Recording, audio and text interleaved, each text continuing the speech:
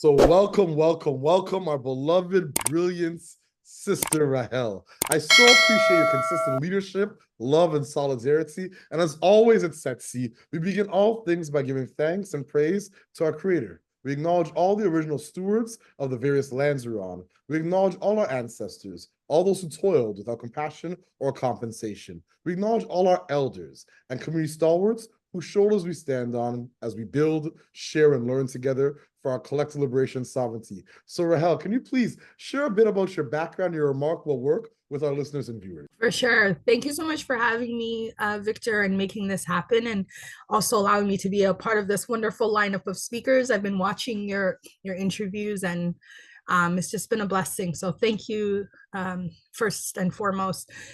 So my name is Rahel Appiagyei-David, and I currently live in Canada, born in Ghana, as well. And I always have to shout out the motherland.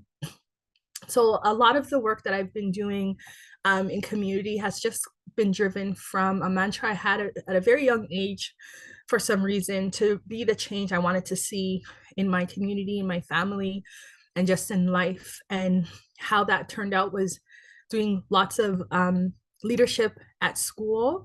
That's where I thought it started, but I think my leadership started at home because I'm one of the eldest of six children that are here in Canada. I do have a half brother that's older. He's in the States. So my leadership started at home, and my parents kind of conditioning me to lead my siblings and how I lived my life and all that.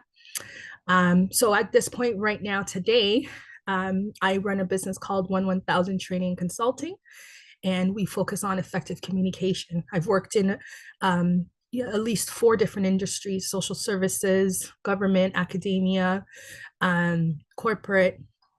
And I've learned that in all industries, if you know how to effectively communicate, we can avoid many of the challenges and address many of the challenges. So I have a passion to teach what that is and support folks in achieving effective communication skills. My business has grown to include project management, where we have a ready to go team to support short-term projects. And then, of course, I do consulting and support other business owners or people trying to start their not-for-profits and so forth. And during the day, I work with Toronto Metropolitan University at the DAIS, which is a think and action tank, where we focus on connecting folks to public policy and decision makers, which are the areas in our lives that impact us every day that we actually know nothing about most of the time. So we want everyone, no matter what social economic background you are, to understand public policy, and to know how to make that impact and influence the people that are making decisions that impact our life every day. So what I've done is led a few courses and trainings and events around that as well. And I have to mention as well that I volunteer. I think giving back is such an important thing, and it doesn't always have to be financial. I think our time is sometimes more valuable than money. So I volunteer with an organization called Covenant Garden Estate, which is based in Methibastad, South Africa. And we focus on using enterprise to support the community in Methibastad out of poverty, support them with HIV/AIDS, and also starting their own businesses and enterprises to deal with the root causes of poverty in the area. That's absolutely incredible. Such an extensive body of work, and self-sacrifice and vocational work. It's clear that you have not just a passion for family and for community and for the motherland, but also just for humanity. And I give thanks for all the work that you're doing locally, nationally, and internationally. So appreciate it. Thank you. So my next question is, what's inspiring you right now in your work? What has you curious, or what's keeping you up at nights? That's a really good question. So I think, oh, I, I feel like there's so many ways I can answer this. One of the concepts that I've learned in the last year or two was the idea of seven generations, which, from what I learned, came from the Indigenous community, and thinking about what I do now and how it will impact seven generations later, and incorporating that into how public policies are made, and so forth, whatever work that I'm involved in. So I had to look it up and to really understand how long is 7 generations? Like, how many years are we talking? And it's about 150 years. And what I'm realizing right now is, as I think that way, the decisions I make now are maybe a little bit different because I'm thinking, okay, 150 years from now, this one decision, this one thing I'm doing, what will it look like to, um, you know, my grandkids and adults at that time as well. So really trying to wrap my head around how to quantify that and envision that and switch my thinking towards that length of time. If you want to know what I want to do in the next 10 years, I have an answer, but I don't have an answer to what I want to do or what I want to see in 150 years, you know? So I don't know if I'd say it keeps me up at night, but I know that's something that's on my mind, and I'm trying to learn how to do that. Another thing that's on my mind is just as I'm going through transitions in life and in business, is understanding how to scale and leverage my own business and while still meeting the social impact that I had intended and still making a profit to live and take care of family, and so forth, and just leveraging that. And through my business, I work with clients that also do work that I care about, and share the same values, and make a social impact as well, and helping them to achieve their goals so they can continue to do that work. I have learned how to amplify my impact by supporting organizations and businesses that are making impacts in the areas I care about. So I feel like I've learned to compound. We always talk about compounding interest in financially, but I've learned to compound my social impact by helping organizations that impact the people and in the areas that I care about. So I always think about how to do that more efficiently while scaling my business and providing opportunities for other young women who want to start a business to then contract some of the work that we're doing. So I'm really trying to figure out how to effectively compound everything that I'm doing to better invest in people. So yeah, I'll leave it at that. That's incredible. That's incredible. Thank you so much for your leadership. So my next question, what challenges and barriers do you face in your work? And what are some of the approaches you and your colleagues are taking to overcome some of these challenges and barriers?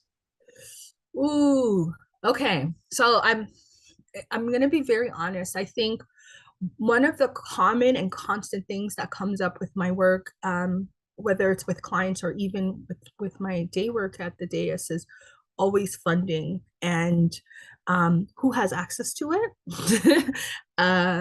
who's being funded, the type of impact and outcomes those folks that are being funded are making as opposed to those that are not being funded, and what are the patterns we're recognizing about what those folks look like. So if I was to maybe summarize it, I would say access is one of the biggest challenges that we're dealing with. And how do we overcome that? I think one is learning how the system works. Okay, so this person has a relationship with that person. How do I form these relationships?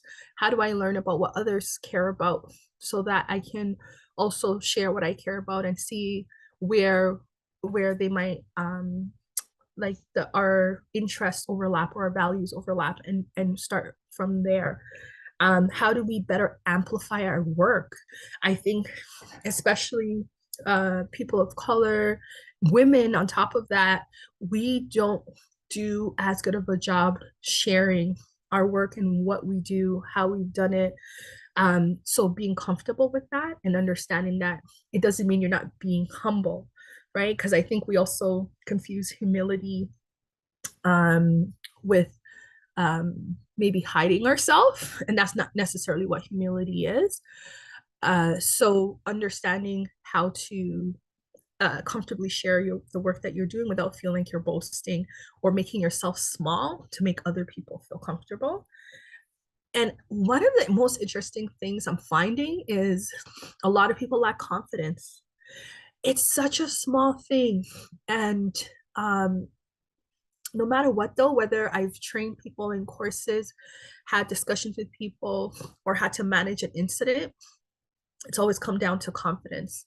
People did not have the confidence to do this. Maybe they had the information, but they lacked the confidence to then now apply this information or to ask that question or to whatever. And it could be for an array of reasons, you know, how culturally they're brought up, how they are maybe an introvert as a person, and so forth.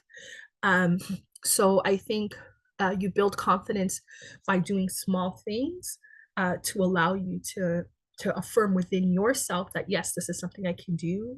I've done this, so I can try this, and just continue to build on it. So, for example, maybe you go to a meeting, you never put up your hand, you never say anything. You decide, okay, once each meeting, I'm going to say at least one thing or ask at least one question and start there. And then lastly, it comes through doing. You just have to do it. I'm not promoting Nike, but like is literally just do it. Like there's no other way around it. You know, writing and thinking, and you can only do so much of that. You have to just do at some point. And I think a lot of us sometimes move through life waiting for other people to be our answer for our problems, but we're the key. And I think we oftentimes lock ourselves out because of the mentalities that we have. But when you focus on abundance and you focus on community and you focus on your goal, those are the things that are attracted to you and the opportunities that come to you. So, yeah, sorry, it's all on all levels. That's incredible. Thank you so Yeah. much for all that context Yeah. and your consistent leadership. I just so appreciate you. So, Thank you. my next question, what is your ultimate goal and what does success look like and feel like to you and your colleagues?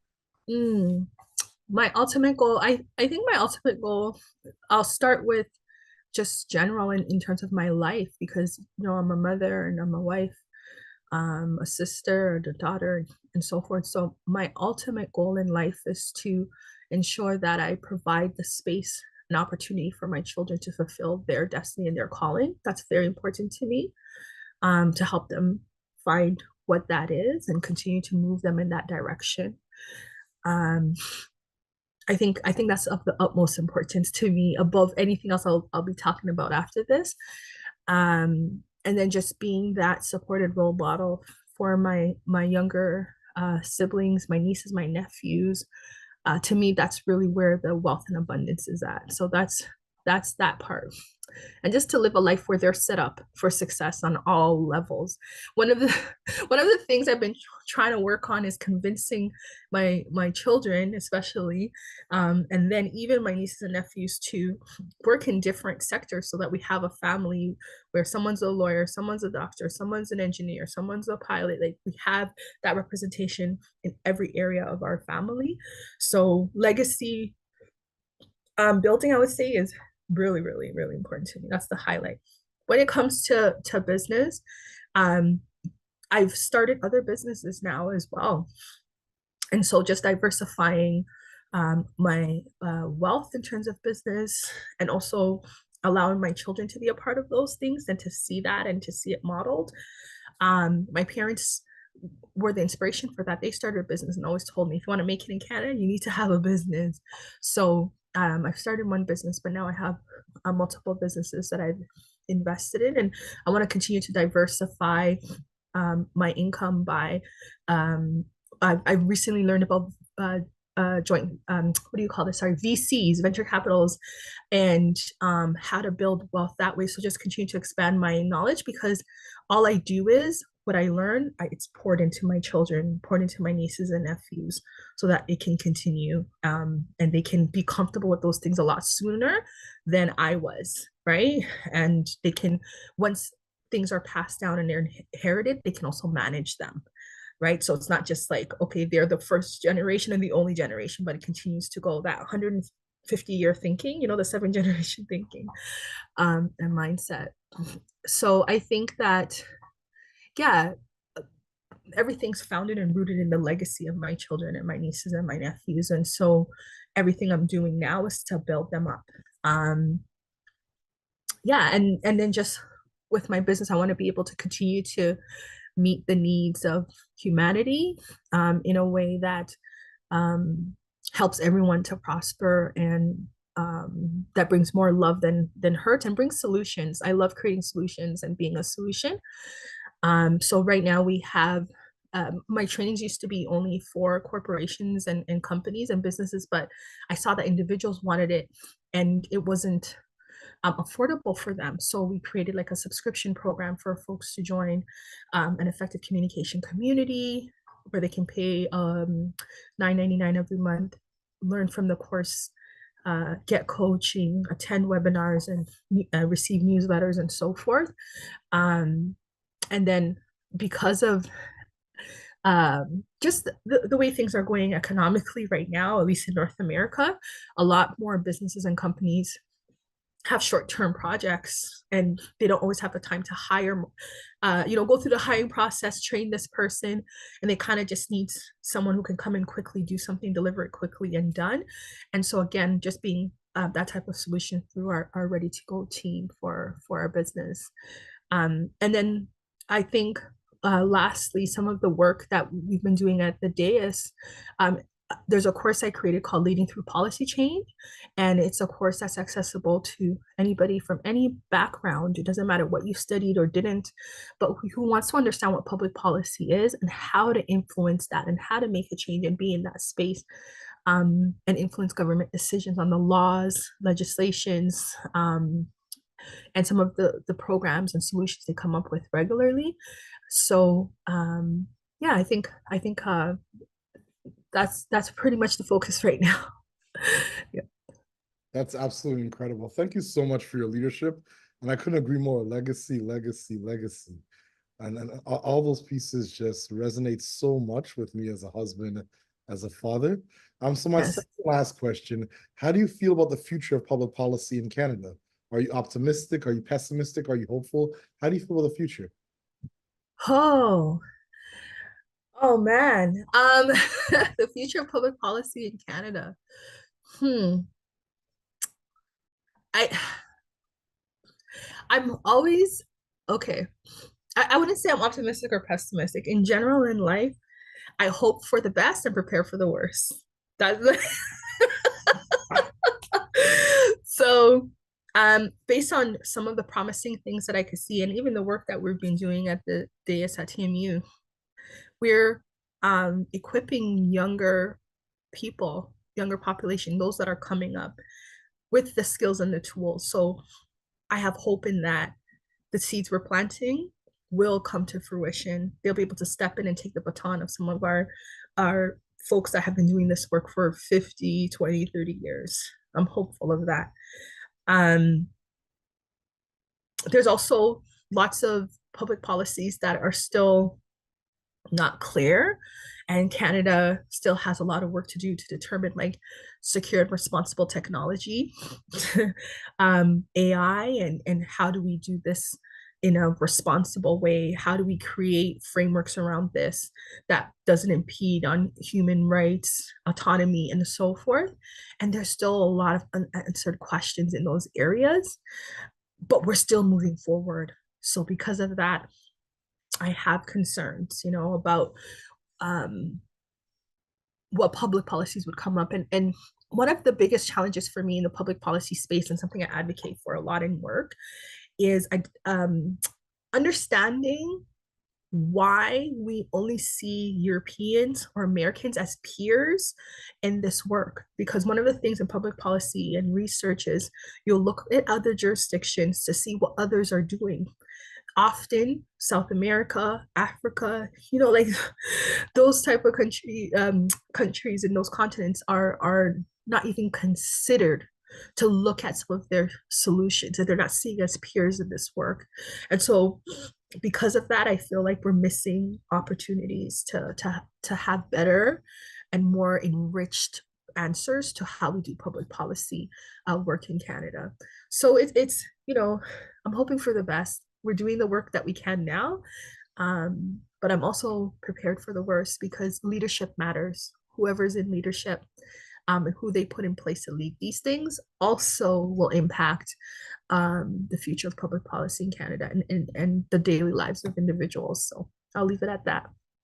Incredible. Thank you so much. So my last question, do you have any closing Yes. thoughts or calls to action for our listeners and our viewers? Yeah, for sure. I think my closing thought, something I want to reiterate is as much as we, you know, need our basic needs met, paying bills and all of that, 100%. I just really want to encourage everybody that wherever you are in life, whatever it is that you're trying to achieve, you are the key, you are the answer. I think oftentimes we're taught to look outside of ourselves first. And I want you to look inside yourself first. And what that looks like is asking yourself the questions, making time, whether it's 10 minutes a day, to really reflect on who you are and where you're going. And even if writing it down, you'll be surprised. I do this all the time. And years later, I'll look at things. I'm like, oh my God, I wrote this 4 years ago and this happened and that happened. Oh, this I'm still working on, because you literally program yourself and every atom in your body will help you achieve that. So I really, really want to leave people with that, that you're the answer you're looking for. And on the area of like technology and all these tools, social media we have, they're just tools. They're not the answer. You're the answer, right? So that's what I wanted to leave. Um, and and I guess that's also a call to action, just doing what it is that I said. I would love for folks to check out the work that I do through my business by visiting one1000.ca, and also check the work that we do at the DAIS as well, going to DAIS.ca as well to look at some of our work and events that we have coming up. We have a bunch of things coming up in the next few weeks with Sarah Perry, who's our who's the speechwriter for Barack Obama. She has a strategic communication training coming out. We have our Democracy Exchange Conference and our Wonk Prom as well. Wonk Prom is for folks in the public policy space, just in case, because at first I was like, what is a wonk? But anyway, so we have a bunch of things coming up at the DAIS as well at TMU, and I encourage folks to check it out. Ashe. It's all the policy wonks out there. You know what time it is. Rahel, we so appreciate your leadership, your love, your solidarity, the authenticity you bring to this work, and just all that you do for so many, and more importantly, your visionary leadership. And as always at SETC, we close the way we began this conversation, this interview, by giving thanks to our creator, by giving thanks to the original stewards, the various lands we're on. We give thanks and acknowledge all our ancestors, all those who toiled without compassion or compensation. We give thanks and acknowledge all our elders and community stalwarts whose shoulders we stand on as we build, share, and learn together for our collective liberation and sovereignty. Thank you so much, Rahel. I so appreciate you. Thank you, Victor. This was awesome. Thank you for making the time.